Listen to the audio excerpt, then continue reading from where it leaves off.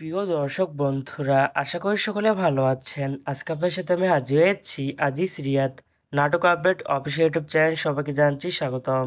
আজকে আপনার সাথে যে নতুন এক নাটক নিয়ে হাজির হলাম, সে নতুন এক নাটকটির নাম হচ্ছে অসময়ের লাল গোলাপ। এই নাটকটির ভিতরে বরাবরের মতন অভিনয় করতে দেখা যাবে খায়রুল বাশারকে ও তানজিন তিশাকে। বরাবরের মতন এই নাটকটি রচনা করেছেন রহমান মোস্তাফিজ পাভেল আর পরিচালনা করেছেন সৈয়দ শাকিল।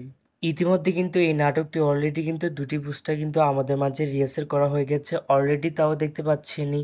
অসাধারণ হয়েছে পোস্টারগুলো। অবশেষে এই নাটকটি ইউটিউব পর্দায় আসতে যাচ্ছে খুবই শীঘ্রই। এই নাটকে কিন্তু একটি ট্রেলার প্রকাশ করা হয়েছে আমাদের মাঝে, তাও দেখতে পাচ্ছেনই। এই নাটকটি ইউটিউব পর্দায় দেখতে চোখ রাখতে হবে 18ই জুন বুধবার দুপুর 1টায় শুধুমাত্র বিন্দু ভিশন এর অফিসিয়াল ইউটিউব চ্যানেলে।